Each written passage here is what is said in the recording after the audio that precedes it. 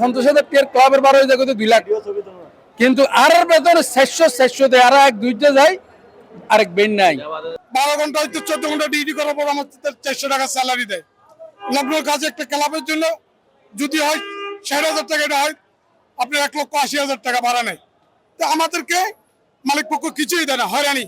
চট্টগ্রাম জেলা মহানগর community centre ও decorator শ্রমিক ইউনিয়নের নির্বাচনের ভোট গ্রহণ 25 অক্টোবর চট্টগ্রামের সমাদর কমিউনিটি সেন্টারে অনুষ্ঠিত হয়েছে।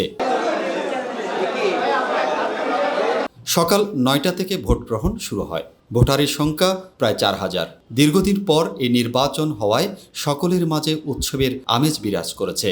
সবাই লাইন ধরে সুশৃঙ্খলভাবে ভোট প্রদান করতে পেরে খুবই খুশি। অসম্ভব সুন্দর, যেটা সুশৃঙ্খলভাবে এত মানুষ ভোটার কল যেভাবে তাদের দ্বিধাদ্বন্দ্ব ভুলে গিয়ে তারা যে ভোট দিবে নাই, এত গরমের মধ্যে একজনের পরে একজন যে ভোট দিচ্ছে, এবং যারা নির্বাচন কমিশনার আছে আজকের নির্বাচনের, তারা ক্লান্তের পরিশ্রমে যে আজ সফলতার একখান দ্বার প্রান্তে পৌঁছে গিয়ে তারা ইনশাল্লাহ এগুলো আগামী যে কোনো ইলেকশনের জন্য অনুকরণই থাকবে। অনেকদিন পরে চট্টগ্রামে যে গণতান্ত্রিক ভাবে ভোটের যে একটা আমেজ চলছে, সেই সকাল 9টা থেকে ভোট শুরু হয়েছে, এখনো চলতেছে অবস্থা।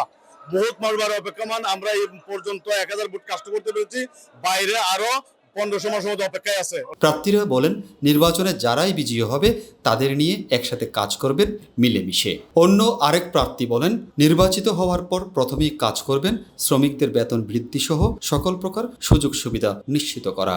আমরা যদি এবার নির্বাচিত করতে পারি, আমাদের প্রথম হচ্ছে বেতন বৃদ্ধি। যেহেতু আর ইলেকশন গান নতুন ভাবে দিয়ে আর ফাঁস হয়ে আর শ্রমিক পাই গেল কি করিতে রে আর চাই। আমি যদি নির্বাচিত হই, আমরা সর্বপ্রথম আমাদের শ্রমিক ভাইদের জন্য একটা ডোনেট ফান্ড করব, যে ফান্ডের মাধ্যমে আমাদের যারা অসহায়, আমাদের মুরব্বী যারা বয়স্ক হয়ে যা কাজ করতে পারে না, আমরা তাদের জন্য একটা ডোনেট করে তাদেরকে একটা কর্ম ব্যবস্থা করে দিব, যেন ওনারা একটা দোকান করে অথবা কোনো একটা চাকরি করে ব্যবসা বাণিজ্য চলতে পারে।